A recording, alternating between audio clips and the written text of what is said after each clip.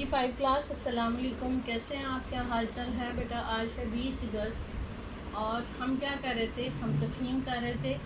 تفہیم کی ہم نے اب تک 2 ایکسرسائز کر لی ہیں، جس میں پہلی تفہیم جو تھی ایک کھیل کے بارے میں تھی، اس کے سوالوں کے جواب ہم نے تلاش کیے اور آپ نے لکھے۔ اس کے بعد دوسری تفہیم جو تھی نبی صلی اللہ علیہ وسلم کی زندگی کے بارے میں تھی کہ انہوں نے اپنی زندگی کی خاص باتیں کیا تھی اور سنت نبوی کے بارے میں تھی۔ ٹھیک ہے، اب ہمارے پاس تفہیم نمبر 3 ہے جو کہ آپ نے لکھنی ہے اپنی کاپیز پہ، اور ساتھ ساتھ آپ نے اس کی پریکٹس بھی کرتے جانا ہے کہ یہ ہماری تفہیم نمبر 3 ہے۔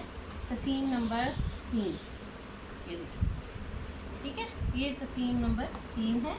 اس کو آپ نے اسی طرح یاد کرنا ہے اور اپنی کاپیوں کے اوپر لکھ لینا ہے تاکہ آپ اچھی طرح پیپر کے دوران کسی بھی مسئلے کا سامنا نہ کر سکیں اور آپ کو کوئی مسئلہ نہ۔ جی یہ ہے 1965 کی جنگ کے بارے میں کہ 1965 کی جنگ میں بھارت نے لاہور اور قصور پر حملہ کیا تھا، اور اس حملے کی وجہ سے کیا ہوا تھا اور اس میں بھارت کا پاکستان کے بارے میں کیا گمان تھا، وہ کیا کرنا چاہتے تھے۔ اس سبق کو، اس پیراگراف کو پڑھتے ہیں، پھر اس کے بعد اس کی تفہیم کریں گے۔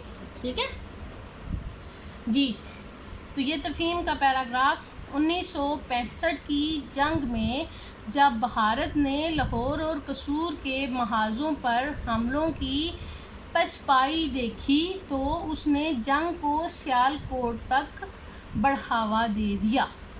سیالکوٹ کے مقام چونڈو پر جنگ عظیم دوم کے بعد ٹینکوں کی سب سے بڑی لڑائی ہوئی۔ ٹھیک ہے، ایک بات تو آپ کو یہ پتہ چلی کہ جنگ عظیم میں ٹینکوں کی جو لڑائی تھی وہ سیالکوٹ کے مقام پر ہوئی۔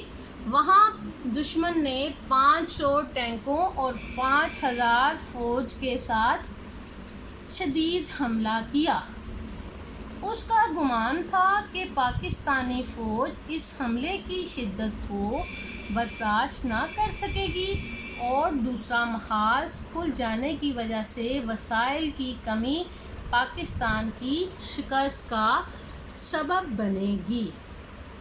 تو بیٹا آپ سب جانتے ہیں کہ پاکستان ایک مضبوط قوم ہے، مضبوط ملک ہے، اور یہ شکست کا سامنا نہیں کر سکتا۔ اللہ تعالیٰ ہمارے ملک کو ہمیشہ قائم و دائم رکھے، مگر اس کا یہ گمان ایسا غلط ہوا کہ رہتی دنیا تک بھارتی ٹینکوں کی عبرتناک شکست جو تھی ان کے سامنے آئی۔ چونڈو جو تھا بھارتی ٹینکوں کا شکست کا سبب بنے گی۔ یہ چونڈو جو جگہ تھی وہ وہاں پہ قبرستان بن گیا، قبرستان کی طرح ہو گیا۔ اس محاذ پر پاکستان کے جوانوں نے دشمن کے ٹینکوں کا جس انداز میں مقابلہ کیا، اس کی مثال دنیا کی جنگی تاریخ میں آج تک نہیں ملتی۔ ٹھیک ہے، اب اس کے بعد ہمارے پاس سوالات کے جوابات ہیں۔ بھارت نے لاہور کے بعد کس شہر پر حملہ کیا؟ تو بیٹا آپ سب کو سبق پڑھنے کے ساتھ ساتھ یہ بات صاف پتہ چل جاتی ہے کہ پیراگراف میں کون سا جواب کس جگہ سے شروع ہو رہا ہے۔ تو یہاں پہ بھارت نے لاہور اور قصور کے بعد جس شہر پر حملہ کیا وہ تھا سیالکوٹ۔ جس شہر پر حملہ کیا وہ تھا، بھارت نے لاہور سے قصور کے بعد سیالکوٹ کے شہر پر حملہ کیا۔ کس مقام پر ٹینکوں کی بڑی لڑائی ہوئی؟ سیالکوٹ کے مقام چونڈا پر جنگ عظیم کی، یہ سیالکوٹ کے مقام پر چونڈا پر یہ جنگ عظیم قائم ہوئی اور یہاں پر یہ بڑی لڑائی ہوئی۔ اب بھارتی فوج کا کیا گمان تھا؟ بھارتی فوج کا گمان یہ تھا، یہ دیکھیں، دوسرا محاذ یہ تھا کہ پاکستان وسائل کی وجہ سے شکست کا سامنا کرے گا. ان کا گمان یہ تھا کہ پاکستان شکست حاصل کرے گا. یہاں پہ کافی لمبا سوال ہو جائے گا, ہم مختصر سا لکھیں گے. بھارتی فوج کا گمان کیا تھا؟ بھارتی فوج کا گمان پاکستان کو شکست دینا تھا. شکست دینا تھا. ٹھیک ہے. بھارتی فوج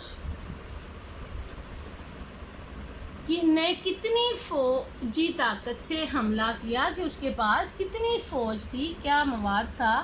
بھارتی فوج نے 500 ٹینکوں اور 50,000 فوج کے ساتھ پاکستان پر حملہ کیا. تو اس کا نتیجہ کیا نکلا؟ تو ان کو شکست ہوئی. اس شدید حملے کا انجام کیا ہوا؟ دیکھ لیں یہاں پہ لکھا ہوا. ان کا گمان غلط ہوا. دنیا تک بھارتی ٹینکوں کی عبرتناک شکست ان کی مثال بن گئی. چونڈا بھارتی ٹینکوں کا قبرستان بنا. اس محاذ پر پاکستان کے جوانوں نے دشمنوں کے ٹینکوں کا جس انداز میں مقابلہ کیا اس کی مثال دنیا کی جنگی تاریخ میں آج تک موجود نہیں ہے. ٹھیک ہے. اب آگے ہمارے پاس ہے اس شدید حملے کا انجام کیا ہوا.